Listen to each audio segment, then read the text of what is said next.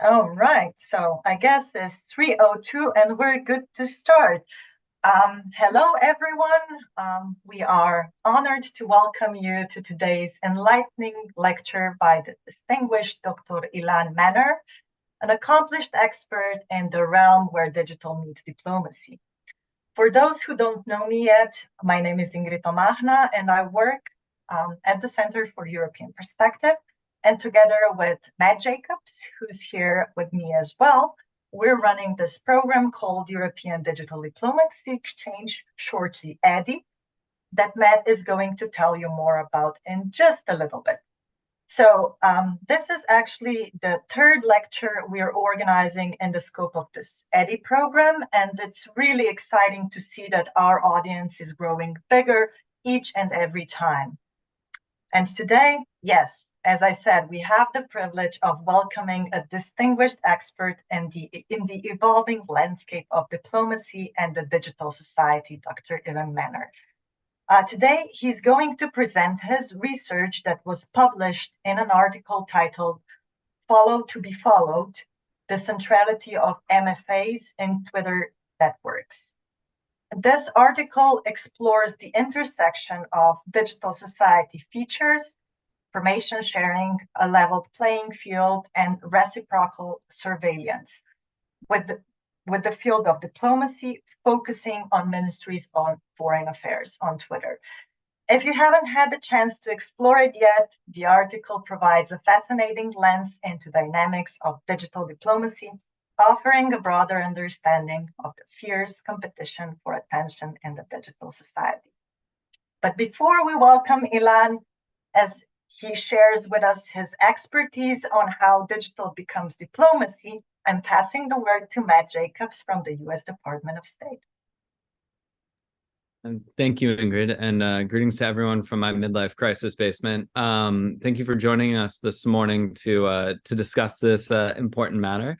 As Ingrid mentioned, we run the European Digital Diplomacy Exchange, which is a network that we formed in 2017 in order to build the digital strategic communications capacities of partner governments across Europe and have now expanded to partner governments across the world, all with the intention of being able to foster democratic resilience by creating a stronger relationship between institutions, particularly governments, and their citizens through productive information exchange, and increasing citizens' capacities to engage efficaciously in the democratic process and to undermine any of the desires or perhaps even the deleterious impacts of digitally distributed disinformation that might flow somewhere in between.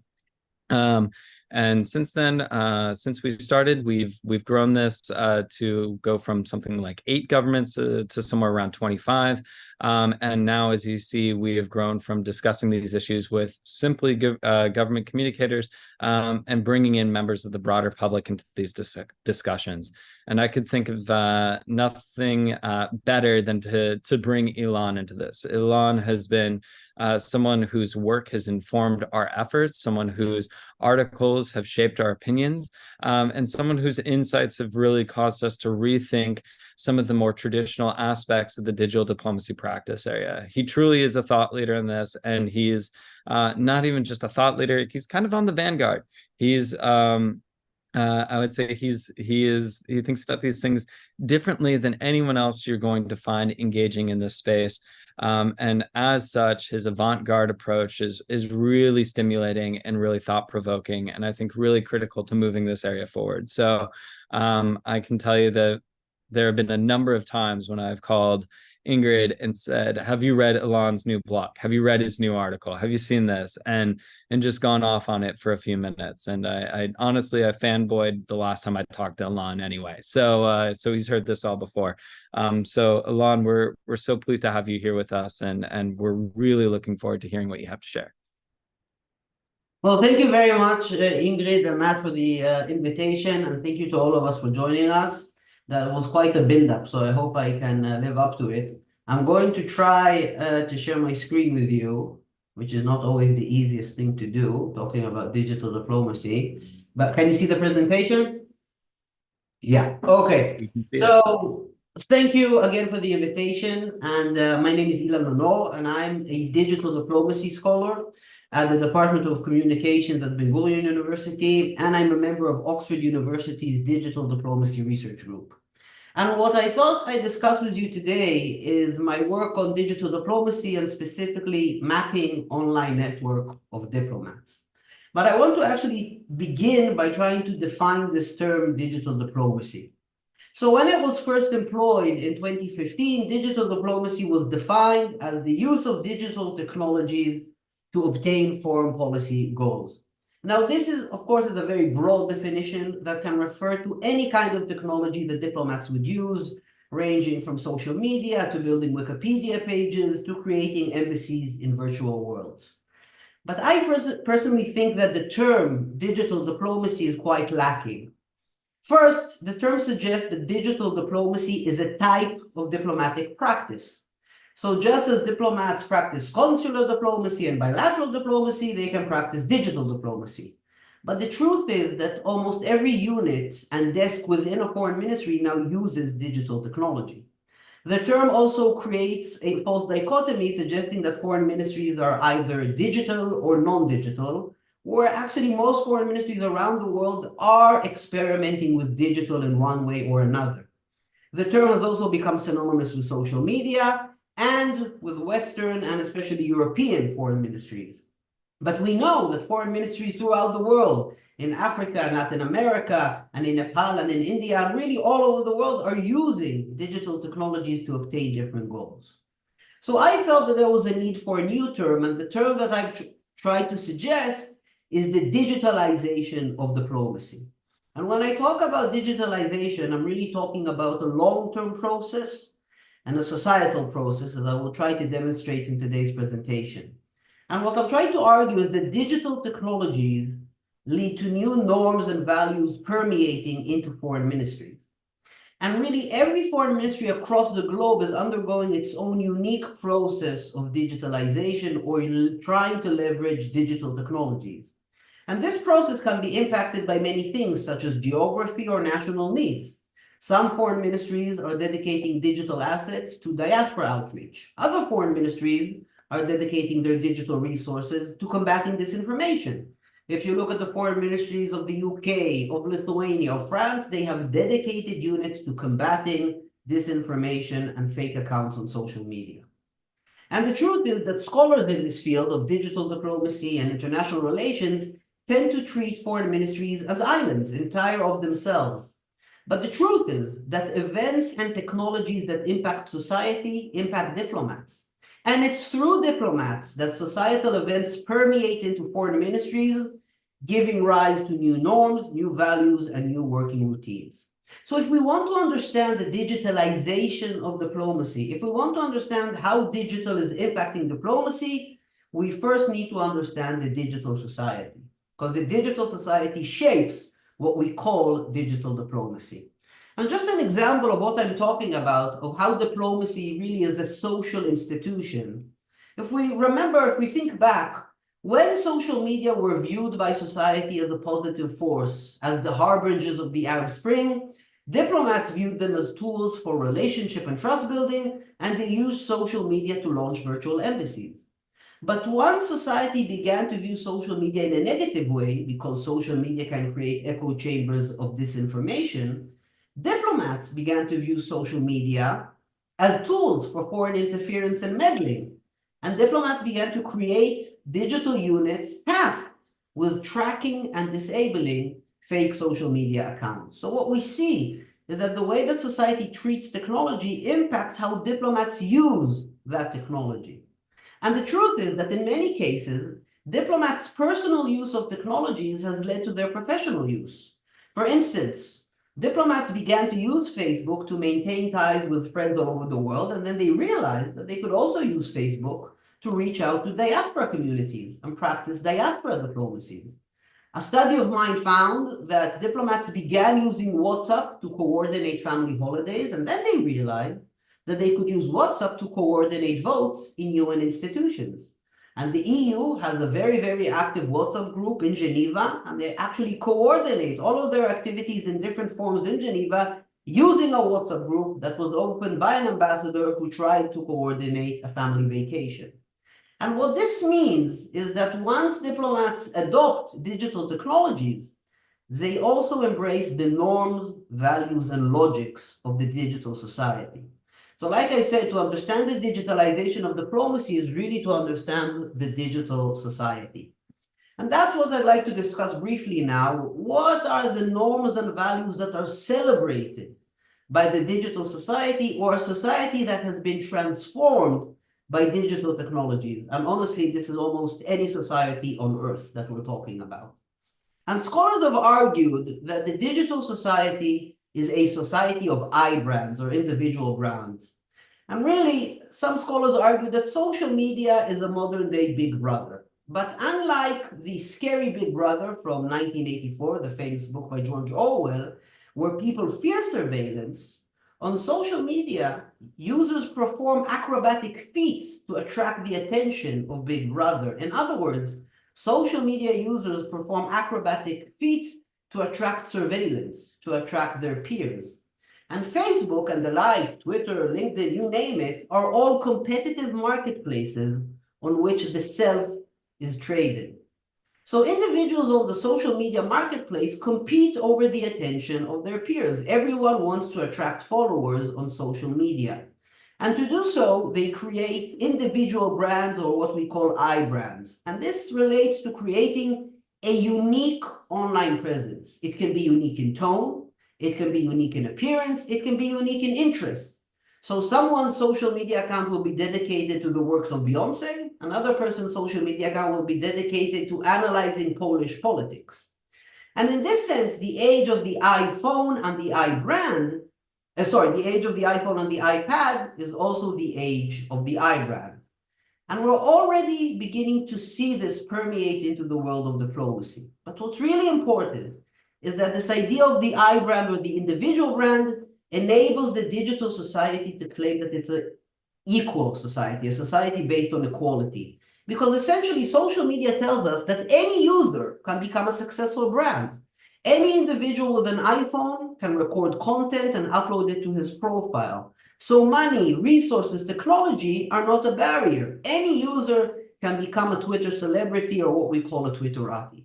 So forget about the equality promised by the French Revolution. Let's talk about the equality supposedly promised to us by Facebook and the like. And like I said, we're beginning to see this already permeate into the world of diplomacy, where certain foreign ministries adopt a unique online tone. So the Russian foreign ministry has an iBrand, where it has a unique tone that is dedicated to kind of deprecating humor or using humor to attack Western leaders. But this is also true of Ukraine. The Ukrainian foreign ministry has adopted a unique tone where it uses pop culture and pop cultural references in order to promote foreign policy goals. We're also seeing this from Chinese diplomats who adopt a unique tone online in what's been called wolf warrior diplomacy, or a very combative tone attacking the West for its many failings. So this idea of creating a unique online presence in terms of tone or appearance is already evident in the world of diplomacy, and we already see how the norms and values of the digital society reshape the practice of digital diplomacy. One of the values supposedly celebrated by the digital society is openness and transparency. And the truth is that social media really demands complete transparency. The age of social media is the age of self-surveillance. And we know from studies that social networks such as Facebook, Twitter, LinkedIn, Instagram, they all reward information sharing and they punish privacy. Those individuals who tweet the most are most likely to become Twitter celebrities or Twitteratis. They will have a lot of followers. Those users who tweet the least experience what Lupton calls social death. And this sounds terrible, but social death is really being ignored. Those people who tweet the least will have the fewest followers and their voice will go unheard. And really, every social media user is asked to share every aspect of his or her personal life. We're supposed to share our successes and failures, our marriages and divorces, our promotions and rejections at the workplace. And really, I think the selfie is demonstrative of this norm, because the selfie is really a form of total transparency. And many of us find ourselves selfieing every aspect of our daily lives. And there are these trends or templates of selfies that become very popular. We're familiar with the graduation selfie, the night about town selfie, the celebration in a restaurant selfie. But there is now also a trend across the world of the divorce selfie, of people getting the divorce and immediately uploading a selfie. Now, of course, this makes sense in the context of the digital society because we are asked to share everything. There is even a trend now of the Auschwitz selfie, of people going to Auschwitz and uploading a selfie. And this again is part of this idea of a commitment to total transparency, to selfieing every aspect of daily life. And of course, selfie diplomacy or the use of selfies in diplomacy is something that is quite evident in recent years. Now, studies have shown that the more private a tweet, the more one bears his or her soul on social media, the more likes and shares they are likely to garner. And we know that likes and shares serve as a form of social validation. And because as humans, we all crave social validation, all social media users crave likes and shares.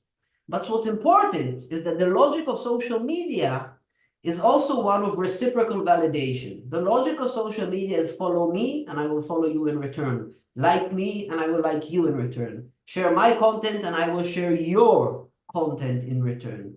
So it's really a society that's based on reciprocal validation, but also reciprocal surveillance. If you surveil me and follow me and watch as I post every aspect of my daily life, I will surveil you and follow you and watch you as you document every aspect of your daily life. Of course, this makes sense because sharing information and content is the basis of the digital economy or the economy of the digital society. All tech giants, whether it's Facebook, Amazon, Google, all tech giants draw their power from the ability to gather information, which is basically the content that we share, and transform that information into knowledge. Whether that is knowledge that on users that is sold to advertisers, in the case of Facebook and Google, or knowledge that is used to sell products to users. All tech giants draw their power from the content that we share, analyzing that content, and selling or monetizing that content. And that's why the economists argued a few years ago that data is the new oil. And we are the data. We are the ones who generate data, all of us, all members of the digital society. And we see this commitment to openness and transparency already evident in the world of diplomacy. We are used to tweets that show behind-the-scenes images of world summits. We are used to tweets showing leaders conferring on the sidelines of an important multilateral event. We have even become accustomed to UN deliberations being live-streamed and shared in real time in the supposed celebration of transparency and sharing all information with digital society members. Finally, the last aspect that I'll discuss of the digital society is what Manuel Castells says, that this is a society that relentlessly strives to annihilate time and space. Now, what does he actually mean? First, he means that in the digital society, age and time is reconceptualized and we see reversed roles. Think about a 30-year-old tech CEO that manages 50-year-old employees. Think about the fact that in the digital society, retirement is viewed as a second adolescence, a time of experimentation and discovery. We have 80-year-old presidents conversing with 34-year-old prime ministers. So Castells says time and age is reconceptualized in the digital society. But more than that, he says digitalization and globalization lead to the compression of time and space. Now, if you think about it, Facebook obliterates space because as a Facebook user, I can maintain ties with globally dispersed contacts. I can communicate in real time with friends all over the world. Space loses all meaning in the digital society. That's also true about time. Twitter obliterates time because news can circle the globe within seconds. And perhaps the best example is what we're doing now. A cross-Atlantic Zoom conversation that is happening in real time and conversing with you in real time, despite the fact that we are in different time zones and we are quite far from one another. And this as well is already seen in diplomacy. The digital society exists in real time, and we are familiar with the phenomenon of real-time diplomacy. What you see on the screen right now is comments made by world leaders once there was a news report that a Russian rocket launched against Ukraine landed in Poland. Now, within about 30 minutes of that news report, leaders were already tweeting about it. Now, what's interesting is that at this point in time, no one was sure that the rocket really landed in Poland. The Poles weren't even sure that the Russian rocket had landed in Poland, but world leaders were already commenting on it on Twitter, because the digital society exists in real time, and diplomacy now is also practiced in real time. Now, here is an important question, and this is the question that I've been looking at for the better part of a decade. Do the norms and values of the digital society shape online networks of diplomats? What I'm actually talking about here, imagine that we could map your social network on Twitter or Facebook or any social media that you use. We could map you and all of the other users that you interact with, and you would, of course, be the center of your network, and we could see all of the other people that you interact with. We could also map the Twitter network of diplomatic institutions. For instance, the Twitter network of foreign ministries. We know that there are a lot of foreign ministries on Twitter. We could start to examine which foreign ministries follow one another on Twitter and create a map of these foreign ministries on Twitter. And then it's interesting to ask, do the norms and values of the digital society, as I've just explained them, do they account for centrality in these Twitter networks? Do they account for prominence in these Twitter networks? Do online networks mirror offline networks? In other words, who are the most central foreign ministries within a network of foreign ministries on Twitter? Who are the most central foreign ministries that attract the most of their peers? Are these offline world powers? Is it the foreign ministries of Britain and France and America and China? Does everyone follow them on Twitter because they are world powers? Maybe it's digital powers like Estonia and Taiwan. Maybe they are the most followed by their peers because they are digital leaders and they are great using digital technologies. Maybe it's rising powers. Maybe all foreign ministries follow Brazil and Mexico on Twitter because they want to understand Brazil and Mexico's foreign policies. They want to understand Brazil and Mexico's stance on important issues. They want to understand how Brazil and Mexico are responding to a major international event. Another interesting question is, which MFAs share the most information on Twitter or are the most transparent? Another question we might ask is, do foreign ministries surveil one another? Do we see reciprocal following on social media in the way we do between individuals? If one foreign ministry follows another, does that foreign ministry respond in kind, just as individuals do? And these are questions that I've been looking at for the better part of the last decade. And what I'd like to share with you now are some of the results. And as was said, the paper that I published on this topic was called Follow to be Followed. And really, I was trying to understand, does the logic of follow me and I will follow you in return, surveil me and I will surveil you in return, also explain the world of digital diplomacy and not just individuals in the digital society? So, a little bit about these studies. Me and a colleague of mine used the sample of 78 foreign ministries from across the world. So these were foreign ministries from Western Europe and Eastern Europe, from North America and from Africa and Latin America and Southeast Asia, all regions of the world. And we wanted to understand how this network of foreign ministries, 78 foreign ministries, how this network took shape between 2014 and 2022. And we really asked three questions. We've got this network of 78 foreign ministries on Twitter. Who are the most followed foreign ministries? Who are the most popular? Who are the most able to attract their peers on Twitter? Another question is, who are most central? And by central, I mean, which foreign ministries are the most important hubs of information within this network?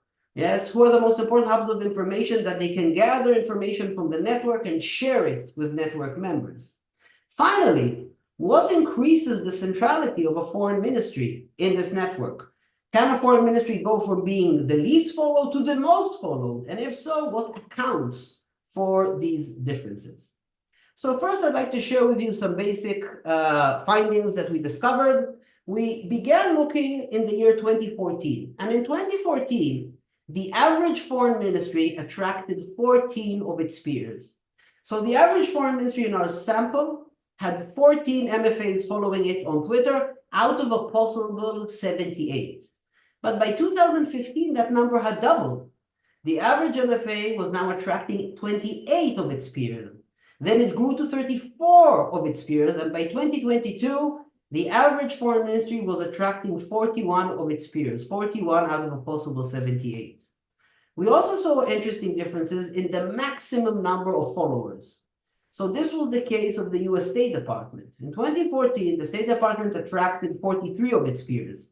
By 2022, it had attracted 62 of its peers, 62 out of 78. And what these figures really show us is that the network of foreign ministry is getting denser. Foreign ministries increasingly follow one another on Twitter, right? This network is growing closer and closer together over time. The next question that we wanted to look at is who are the most followed foreign ministries in 2022? And of course, we found some offline powers. We found that the UK and the US attract a lot of their peers, the EU, France. But look at some of the other countries that we see here. These are the most followed foreign ministries on Twitter. We find the foreign ministries of Poland and Slovenia. We find the foreign ministries of Latvia and Belarus. We found the foreign ministries of Albania, Kazakhstan, Georgia, Azerbaijan, and Iceland. These are the most followed foreign ministries in Twitter amongst their peers. So they are able to attract 50, 53, 56, 62 foreign ministries out of a possible 78. So again, if we look at the network and we ask who is most popular in this network, we find the Albanian foreign ministry and the Georgian foreign ministry and the foreign ministry of Iceland. And why is this so interesting? Because it differs dramatically from the offline world. There are only 50 embassies in Albania. There are only 40 embassies in Georgia, and there are about 19 embassies in Iceland. And yet the Icelandic foreign ministry is one of the most followed by its peers on Twitter. So this is a very interesting discovery, or at least we thought so. We also decided to look at the least followed foreign ministries. Which foreign ministries attract the smallest number of their peers on Twitter? And we found some offline powers here, which is interesting. Iran attracts very few of its peers. Pakistan attracts very few of its peers. Mexico. But we also found here some other countries. Portugal attracts a very small number of followers. South Africa attracts a very small number of followers. Regional powers such as Egypt, important European countries such as Switzerland. So again, we see that online diplomacy does not necessarily mimic offline diplomacy, and that the online network of foreign ministries does not necessarily mirror the offline network of embassies. We also asked, who is the most central? And again, centrality here is the idea. If we look at this network, which are the most central players that are able to gather information from the network and share it with the entire network? So, of course, we found major world powers, the UK, the EU, Russia, and France, but we also found Israel. We found the Swedish foreign ministry, the foreign ministry of Montenegro, the foreign ministry of Peru, and the foreign ministry of Iceland. Again, Iceland is a star in online network diplomacy. And this, again, is a very interesting finding because it does not mirror the offline world. And it also suggests that there may be an ability for what we call social media mobility. So a country that does not attract a lot of embassies in the offline world can become very central in online and digital diplomacy. It can attract a lot of its peers on Twitter. And that might be very important for a foreign ministry if it would like to communicate with its peers, if it would like to communicate its foreign policies, its priorities, the important issues of the day. The last analysis that we did is we tried to understand what predicts online centrality in this network, right? Which factors can predict if a foreign ministry is going to be central in a Twitter network of its peers. And we looked at different possible variables. So one of them, I'll begin with the bottom. One of them was GDP. The higher the GDP, the more affluent the country, the more important it is in world affairs. Would that predict that foreign ministry's centrality? Maybe it's internet penetration rates. And internet penetration rates are interesting The higher the internet penetration rates in a country, the higher the social media use in that country, the more diplomats are used to using social media and to creating I-brands. We also looked at the factor of following peers, of surveillance. Do the foreign ministries that actively follow their peers also attract their peers in return, as we would expect in the logic of the digital society? Another factor that we looked at was press freedom levels. Because the higher the press freedom level in a country, the more transparent the foreign ministry, because it is used to sharing information. Countries with high press freedom levels are usually democracies, and in democracies, diplomats are used to sharing information. Finally, we looked at the factor of tweeting. If an MFA tweets a lot, does it attract a lot of its peers? And this goes back to the idea of information sharing. So first, GDP did not predict centrality in these networks. Countries with low GDP could be very central to online networks of diplomacy. We did find that internet penetration rates, tweeting, and press freedom all predicted centrality. So MFAs that tweet a lot, MFAs that are transparent, MFAs that are accustomed to using social media attract a lot of their peers. But the number one predictor for online centrality was following one's peers. In other words, the idea of reciprocal surveillance is very evident in the world of digital diplomacy. Those foreign ministries that follow their peers get followed in return. And we can also show this here. This is a table that shows the foreign ministries that have undergone the most change throughout our sampling period between 2014 and 2022. So let's take a look at the first country, Ukraine. In 2014, Ukraine was followed by 20 of its peers, by 20 other MFAs. That number then grew to 44, and in 2022, it was on 50. And we can perhaps explain this by newsworthiness. A lot of foreign ministries are now following Ukraine because of the devastating war with Russia. But what accounts for the increased centrality of Singapore? Singapore, the MFA of Singapore attracted 11 peers in 2014. That grew to 33 and to 47. And what accounts for that is that the Singaporean MFA began to follow its peers. It followed 0 of its peers in 2014, then 38 of its peers in 2016, and 49 of its peers in 2022. In other words, the minute this MFA started to follow its peers, the peers followed it in return. And this is the logic of follow me and I will follow you, share me and I will share you. And this was also the case with the foreign ministry of Kenya, of Mexico, of Brazil, of Kazakhstan, and Rwanda. The minute these foreign ministries began to follow their peers followed them in return. So in 6 out of the 8 case studies that we looked at, the MFAs that experienced the most change over time, what accounts for that change is the idea of following peers and having those peers follow them in return. So what did we actually learn from all of these very interesting analyses? That those MFA that tweet the most, that follow their peers and that are the most active are also the most central in these online networks. But it's also because they were the truest to the norms and values of the digital society. They share a lot of information, as is expected from individuals in the digital society. They are the most open and the most transparent because they are from countries with high press freedom levels. And they also engage in reciprocal surveillance. They follow to be followed. What's also interesting is that in this network that we looked at, time and space was annihilated. The geographic location of a country, the population size of a country, its natural resources, none of these determine how central that MFA is going to be online. So the online world does not mimic the offline world, and space and time do not necessarily play a role in online diplomacy, and they do sometimes in offline diplomacy. So what really are the main conclusions that can be drawn from this presentation and the data that I've shared with you today? First, if we want to understand digital diplomacy, we must first understand the digital society. Diplomacy is a social institution, and diplomats are social beings. And the norms and values that are embraced by society are also embraced by diplomats. But more than that, it is through diplomats that these new norms and values and logics enter foreign ministries, and they give rise to new practices. They reconfigure the practice and the art of diplomacy. They reshape how diplomats understand their craft and imagine their world. Just think about it, that as social networks have become more and more popular, diplomats increasingly talk about network diplomacy, and they increasingly imagine themselves as parts of transnational networks of diplomacy. So even the metaphors that diplomats use to imagine their craft are impacted by the society in which they live and the technologies used by that society. So I think that's quite enough from me at this point. And I'm very, very happy to dedicate the time that we have left to answering any questions or insights that you might have. Thank you. Thank you, Ilan, for this very interesting lecture.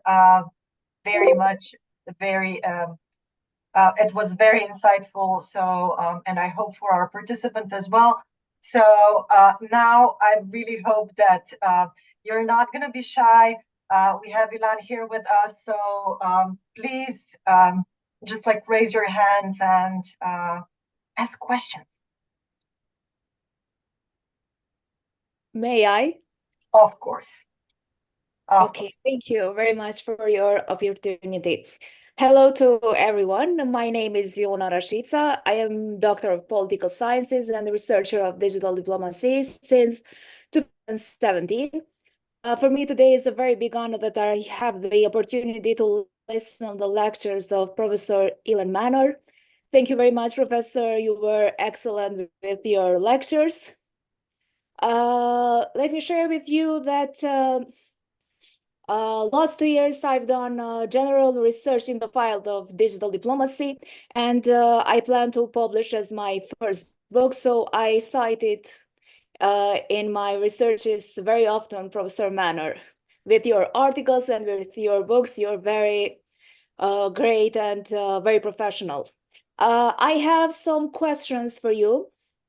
The first one is, do you think that with the arrival of Elon Musk at the head of the Twitter and his frequent changes in this social network, the positioning of Twitter as the most used social media by international actors will be swinged? May I continue with the other questions, or? Yeah, of course. Okay, the second one is, how do you evaluate the Twitter's efforts in the fight against extremism and terrorism? And the third one, since video conferences are being used in the post-pandemic period for various meetings, including us today, and also including here diplomatic ones, bilateral and multilateral meetings, what do you think? Are diplomatic protocol traditions being challenged? Thank you very much. Okay. Ingrid, you're running the show, so do you want me to answer now, or do you want us to take more questions? It's up to you. I mean, I would probably rather see that you proceed with answering those questions so that we won't have like too many at once. And then, Sarah, you're next. So. Okay. Thank you, Viona, for your question. I also, by the way, very much enjoyed your article, The Benefits and Risks of Digital Diplomacy. So I think you asked me 3 questions, if I understood correctly. Elon Musk and how his behavior and policies will impact the use of Twitter by diplomats, combating violent extremism, and Zoom. Let me begin with Elon Musk. I think that what we're seeing in the case of Twitter can be explained by the term prisoner's dilemma. And what do I mean here? I mean that to a certain extent, foreign ministries, international organizations, diplomats are almost prisoners on Twitter because they've become very good at using Twitter. They rely heavily on Twitter and they have a very large following on Twitter. Now they have to decide are they going to leave Twitter or not, because Twitter's policies do not necessarily align with their policies, because Twitter's policies are becoming more and more erratic, because Elon Musk management style is becoming more and more erratic, and Twitter is becoming associated with conspiracy theories and hate speech and hateful rhetoric, and this might actually damage diplomats and foreign ministries if they say on Twitter. The problem is that leaving Twitter is a very costly enterprise, because imagine that the foreign ministry of the UK says, enough of Twitter, let's move to Threads. They are giving up 2 million followers. They are giving up years of accumulating followers, of accumulating foreign ministries and diplomats and journalists and editors. So I think that diplomats are almost prisoners now on Twitter. It's not easy to leave. Do I think that ultimately they will leave? Yes. And probably the more Musk pushes the envelope, the more he becomes erratic, diplomats will be forced to leave. I think they're already talking about it now, trying to figure out ways to get their following to leave with them. When we're talking about countering violent extremism, it's a very big topic, and I won't have time to get into all of it, but I'd say that the most interesting phenomena are probably automation. So the idea that foreign ministries will increasingly use automated software to identify extremist content and find ways to delete it from social media, and the threat of more sophisticated forms of disinformation. So deep fake videos, AI-generated images. We're about to enter a new phase of digital diplomacy in which we won't be able to believe anything that we see online. Every image that we see, every video that we see, we're going to have to ask, is this real or is this nonsense? And it's going to make life very, very difficult for all of us. And we might end up going back to textual social networks where we don't share images at all. Finally, talking about Zoom and diplomatic protocol, it's a very interesting question. I think that what we're seeing is that countries are creating protocol for Zoom diplomacy. So now when President Biden Zooms with another world leader, there's a protocol, there's the flag of the United States behind him, there's the seal of the presidency behind him, and the American State Department actually had to come up with a protocol. What does the president look like in a Zoom conversation? So I think that what we're seeing is this process of adaptation where you take diplomatic protocol and you adapt it to the world of Zoom. And it's a very, very interesting process. And Cornelio Bayola and I, and Cornelio Bayola by himself, has written about this in Zoom diplomacy. So definitely something to read up on. Thank you for your questions. Thank you very much for your answers. Thank you. I believe that we had a raised hand by Sarah. Sarah? Yes. Are you still with us? Okay. Yes, I am. Thank you so much. My name is Sarah Mwangi. I am from Kenya. A very, very first time for me to join these kinds of calls, and it's such an honor. So as you were going through the slides, Professor, what caught my eye was the conversation on Kenya, that over the years, even though there has been a growing following for the Kenya's MFA, Kenya's following for other MFAs is still very low, and yet over the years there's such a huge growth to the number of MFAs following Kenya. That caught my eye, and I was wondering what could be the one reason, perhaps, or two, that that causes that. Is it why Kenya is not reciprocating in terms of following, and yet the growth in terms of MFA has still continued to go up? What could be those factors that contribute to that? And then the other thing was, I don't know if it's within the scope of the study, but we know that there are certain times when, states offline are, in conflict with each other, right? And so does what happens offline interfere or affect in one way or another the following of particular MFAs online? And what does that look like, if at all? Thank you. Yes, well, thank you for your questions. We have found consistently that some African foreign ministries are very central to online networks of diplomacy. We have consistently found that certain foreign ministries, especially Kenya, Ethiopia, Rwanda, tend to be very central to online networks of diplomacy. In the context of Kenya, you are right. It's not that the Kenyan Foreign Ministry follows a lot of its peers, but it's other two things. First, the Kenyan Foreign Ministry is one of the most active foreign ministries in the African continent. Now, if a foreign ministry is not active, there's no reason to follow it. And if a foreign ministry only tweets very short press statements, there's no interest in following it because diplomats follow one another to gather information. So first, the Kenyan Foreign Ministry is very active on Twitter. It tweets a lot of relevant information, for instance, new policy initiatives, decisions that are made, regional cooperation, global cooperation. There's a reason to follow the Kenyan Foreign Ministry. And the Kenyan Foreign Ministry historically has been a digital champion and a digital leader. So Kenya was the first country to use Twitter to evacuate its citizens during a time of consular crisis. The Kenyan Foreign Ministry is one of the leaders in the world in practicing digital diaspora diplomacy. It is one of the leaders in the world of creating digital platforms for remittances. So in Kenya's case, what accounts for its centrality is sharing a lot of content, sharing important information, and its status as a digital leader and a digital innovator. As for conflicts, I'd say that conflicts definitely impact online networks of diplomacy. What we see usually is that if two countries enter into a conflict, the country that doesn't have a lot of followers, suddenly the number of followers grows a lot, especially amongst diplomats. You saw that in the case of Ukraine. Ukraine had very few followers in before 2014, but since the Crimean takeover, and especially since the war with Russia, the number of followers has gone up quite dramatically. What's interesting to note is that Russia's number of followers has not declined. So boycotting Russia and countries that are actively arming Ukraine or countries that have sanctioned Russia have not sanctioned them digitally in the sense that they've stopped following the Russian foreign ministry. Now, this makes sense from a diplomatic perspective because diplomats want to know what Russia is saying, even if it's saying nonsense, and they want to know what Russia's statements are, even if those statements are horrible. I can tell you that an interesting finding that we did see is that many times countries that are in conflict follow one another on Twitter, even if they don't recognize one another internationally. So you have a lot of countries in the Middle East that have tensions and countries that don't recognize each other in offline diplomacy, but they follow one another on Twitter or Facebook, and they kind of recognize one another in the online world. And I hope this answers the question.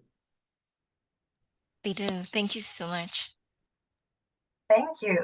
And we had another raised hand. I guess it was, I'm not sure if I'm going to pronounce it right, Sunjileni. Are you still with us? Yes, I am. Thank you very much for the opportunity and many thanks. Thanks. May I proceed? Yeah, absolutely. Great. Thank you to Dr. Manor for a very insightful and comprehensive presentation. I particularly appreciated the highlighting of the fact that diplomats are psychological beings and essentially their private behavioral patterns can and do make their way into diplomatic practice. My question is, how can an MFA turn centrality on X into tangible results? Or in other words, how can policy goals in ways that are impactful for citizens? Thank you. So you got the internet connection wasn't the best. So if I understand correctly, you're asking how can an MFA turn its centrality into a tangible asset? Meaning how, if an MFA is central, how can it translate that into tangible foreign policy achievements? Is that correct? Is that your question? Yes, that's correct. Thank you. Yes. Well, I think that for a lot of countries, the benefit of being central to online networks of diplomacy or being plugged into the diplomatic community is the ability to but impact the agenda of the diplomatic community and diplomatic institutions. So if the most central foreign ministries in this network, if the most central foreign ministries on Twitter begin tweeting about a certain topic, that topic is quickly going to become a very important part of the diplomatic agenda. So important that it's going to impact deliberations in diplomatic forums such as the UN, the UN Human Rights Council or the UN Security Council, or even just the diplomatic community and the different forums that it convenes in. So that's one way of why being a central MFA is important, because you can basically help impact what diplomats are going to be talking about, what issues are going to be making headlines amongst diplomats. Another tangible asset is to try and raise support for a specific foreign policy. So if a country has a foreign policy that it's about to launch and it has a new policy agenda, it can immediately communicate that to the diplomatic community if it is followed by a lot of its peers and it's very central to online networks. So those are just two examples of why network centrality matters. It's not just about being popular amongst diplomats. It's impacting what diplomats are talking about, what issues they are paying attention to, and the ability to announce your position or to push your policy throughout the diplomatic community online. I think that's quite that's a real tangible benefit that you get from being central online. I hope that that answered the question.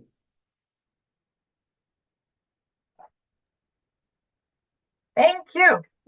Okay, and then we have two more. So Matt was the first one, and then Arbor, and also we have like two questions that were posted, in the chat.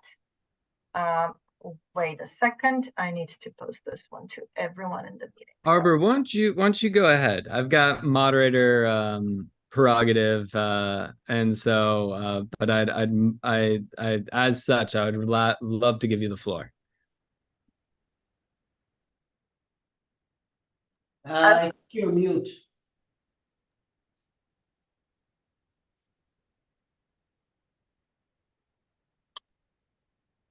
Maybe you just need to change your microphone or something. Can you hear me well? Yeah, now we can hear you. Okay, so thank you. It's an honor, it's a pleasure to be with you here today. I am Arbor. I recently joined the Ministry of Foreign Affairs of Kosovo as a young diplomat. So actually, my question is related to one of the questions in the comment. So regarding the use of TikTok in digital diplomacy. So actually, I wanted to ask you also, what's your take on that? Using TikTok, the risks that it can pose, the benefits of it as well, knowing that TikTok recently is overtaking a lot of other medias. So maybe just a few words about that. Thank you. Yeah, I think that, I mean, in my view, I'm not sure that you're asking the right question, and I'll tell you what I mean. The way I see it, digital can be a tool to obtain foreign policy goals. And you would use digital platforms in order to obtain specific diplomatic goals and foreign policy goals. Now, the foreign policy goal determines what your audience is, and the audience determines what platform you're going to be on. I wouldn't be on TikTok for the sake of being on TikTok. I wouldn't be on TikTok because other foreign ministries are on TikTok. I would be on TikTok if there is a tangible and measurable diplomatic goal that I'm trying to achieve. In order to achieve that goal, I want to communicate with a specific demographic of users, young users in a specific country, and they are using TikTok. And because they are using TikTok, I should be on TikTok, or I should have a TikTok campaign. I don't believe in Facebooking for the sake of Facebooking and tweeting for the sake of tweeting. And I think that we do have a lot of foreign ministries that have gone onto TikTok and that have TikTok profiles, not because of a strategic decision, but because of a tactical decision. They think they should be there because a lot of people are there. But you have to think about it, that the minute you open a TikTok account, you need to start creating content for that account. And you need to create a stream of content for that account. And you need to create unique content for that account. And that takes time and money and resources.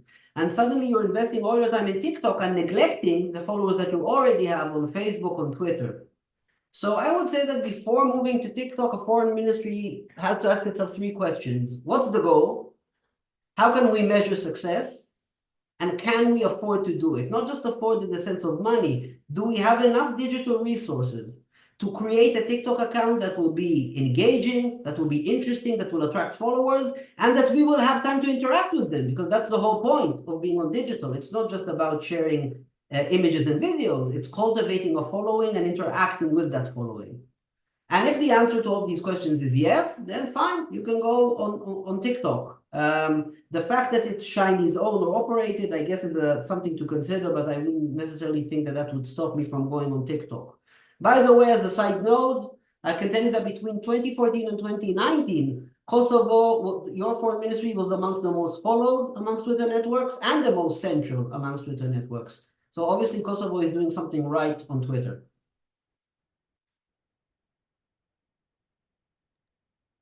All right, thank you, Ilan. I said we have 4 minutes left, so I just want to ask you a real quick question as a summary to this, and then to give a few words.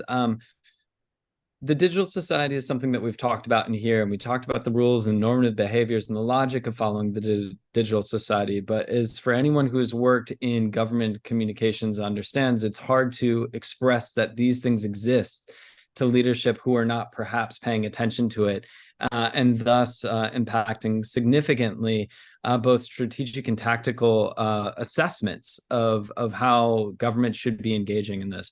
If you could give a 30-second summary of how we could convince individuals who are perhaps not engaged in this realm as in depth as perhaps we are here, how do we convince them that rules of the digital society exist, and to quickly formulate those rules for them so that they understand what is required, and so that those of us who are working in the space can do our work effectively?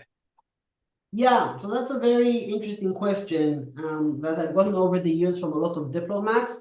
I think over time it's getting a bit easier because people who have already become accustomed to digital are rising to more senior positions. And maybe also high-ranking members of foreign ministries are also becoming somewhat accustomed to digital. But I would say that the best way to, I don't know if explain, but to sell this idea of, digital societies and norms should be shaping how we do our things is success stories, because senior leadership always wants its diplomacy to be successful. And they're also always interested in measurements. It's not just enough to say that we did something, but look at what we were actually able to achieve. So I'm wondering if you can take case studies of foreign ministries that follow the norms and values of the digital society and show concrete case studies where they become very successful. And it can be successful in marketing a foreign policy. It can be successful in impacting the diplomatic agenda. It can be successful in impacting the framing of an event in the news by adhering to the norms and values of the digital society. And maybe that way, by showing why it's a successful strategy and tangible offline impact. I'm not just talking about online impact. Don't count the number of followers, but showing how by using or adhering with the norms and values of the digital society, you can obtain concrete, tangible offline diplomatic goals that might be able to sell them on the idea. But that's not to say that it won't still be a struggle. By the way, we have this thing that's called the digital leadership gap. We have world leaders who have to understand very complex technologies, who have to understand how technologies impact their societies, but they've never used these technologies. I'm not sure how many of the senior statesmen in the world have actually ever used ChatGPT and really grasped what AI is. So we have this digital leadership gap within foreign ministries, but also in general, I think, in the world, and when we look at governments and heads of state. But I hope that was a somewhat convincing answer. I think it's convincing, as convincing enough answer as we will ever get. Ilan, we have a few more questions in the chat. I don't know what your schedule is looking like and how quickly you have to run. I know you've got classes and students waiting on you. Do you think you might be able to give us an extra 4 minutes? Yes, of course, happy to. All right, we'll do this rapid fire. All right, so the first one is from your familiar contact and our friend Matthias Lufkins. Essentially, can you name a few countries who might be following each other and have diplomatic relationships online, but don't actually have diplomatic relationships in practice? Yeah, so this is what I think I once termed follow-me's, so enemies that follow one another on Twitter or on other social media. So for instance, the Israeli Foreign Ministry does not follow the Iranian Foreign Ministry, but the senior Israeli diplomats follow senior Iranian diplomats. So we have an example there. We do have, for instance,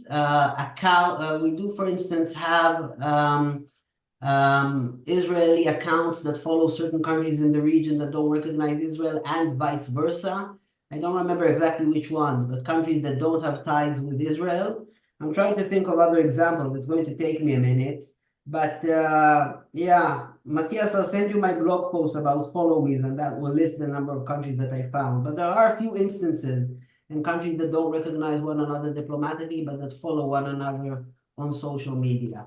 I'm actually going to do something you didn't do, Ilan, and put a plug in for your book, because your chapter says countries that follow each other online and kind of engage in digital diplomatic recognition, but don't have official diplomatic recognition.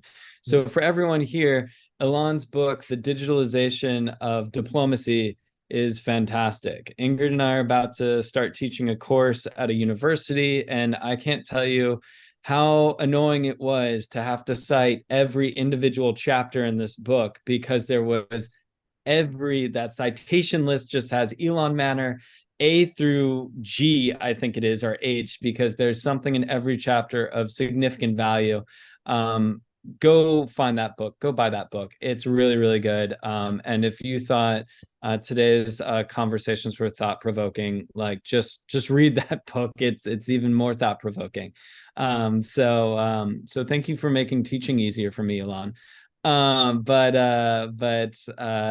yeah, and then we just have one quick thing. I want maybe like a 30-second response is, how are we dealing with the impact of like the kind of assessment between or the distinction between public diplomacy and let's say propaganda. This is, I think it was Wu who called it public diplomacy 2.0 and post-truth public diplomacy in terms of MFAs overall credibility. Do you think this is something that is concerning and that will undermine the credibility of the MFAs in the long term? Or do you think this is kind of a context dependent, user dependent, and to borrow a kind of a term from your book, an I brand and a diplomatic selfie dependent? Yeah. See, I read it a lot. It's a great book. Yeah, so it's an interesting question. You know, the word propaganda, I think, originally comes from was a relatively positive term, right? The Catholic Church was going to propagate the faith, spread the word of the faith. The term propaganda started to gain its negative connotation in the 19th and 20th centuries. At the end of the day, I think that every foreign ministry in some part of the world may be viewed as doing propaganda as opposed to diplomacy. So there are people around the world who, when they see a tweet by the British Foreign Ministry, they say this is propaganda because they don't believe the British government. They see a tweet from the French government, they say this is propaganda because they don't believe the French government. They see a tweet from the American government, say I don't believe anything America says, so it's propaganda. So, you know, the distinction between public diplomacy and propaganda is in the eye of the beholder. But I would say that probably truth is a very problematic concept in the world of diplomacy, because what is the truth? Who did what? It's a matter of debate. But I would say that using digital tools in an attempt to spread incorrect information, misleading information, an attempt to alter people's perception of events based on flawed information, based on rumor, based on facts that cannot be verified, or just pure lies, that is what I call propaganda. Public diplomacy, if a state says something, even if I don't agree with it, but it is based in reality, yes, it is based on accurate information, it is based on things that actually happen in the world, that would be public diplomacy, in my opinion. So it's really this relationship to, I wouldn't say truth, but I would say to reality, and some kind of malicious use of social media in order to warp people's understanding of the world, in order to shift their understanding of the world based on faulty information, misleading information, and lies, that's propaganda. All right. Well, thank you very much, Ilan. And thank you for giving us an extra 5 minutes with all of our participants. So I just want to thank you profusely for this. This was an incredibly engaging conversation, one that hits on so many important topics to those who are kind of working in this space. And I don't think there are many people better than you who can deliver such a product to such a group of people. So thank you so much. And again, I'm going to put in a plug for Ilan's book. He didn't, I can. It's great. The Digitalization of Diplomacy from 2019. It may have been written, 5 years ago now, but the thoughts contained within are still relevant. In fact, I would say we're very prescient and have a lot of insight into the challenges we're addressing now. So it's winter, it's cold outside, we're staying inside, grab a book, grab Ilan's book, and have yourself a good time. And I want to thank everyone who took the time to join us this morning, DC time, or this afternoon, European time. And hope that you enjoyed today's conversation, and hope that you will be joining us again. We're going to be having one of these virtual discussions each and every month. We may have a few future presenters in the audience right now, in fact, but we're really excited for what we have on offer for both February and March. So please follow the European Digital Diplomacy Exchange social media platforms and website. They're listed in the chat, I think 3 or 4 times, to get updates on that and to identify opportunities to join us in the future. If you work for governments, that might be perhaps in person, and if you don't, then on these virtual engagements, please continue to join our ever-growing network of digital diplomacy practitioners and digital theorists. We're always looking for more, and the conversations are always welcomed. I also want to give out a plug to Ilan's products as well. Please follow him on Twitter at Ilan_Manor, and follow his blog at digdipblog.com. He's publishing so many interesting insights on that pretty regularly.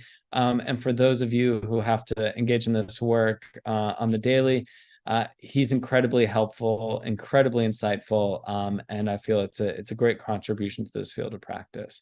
Ingrid, do you have any final words as well? I would just like to thank you very much for being here with us and for your insightful lecture. So that's it. Matt, you said it. You said it all. Thank you very much for the invitation, and thanks for all the questions. And you can all email me or find me on Twitter if you still have questions, and I'm happy to answer them. Thank you. All right. Thank you, everyone. Have a good day, everyone. Thank Bye. you. Bye-bye. Bye-bye.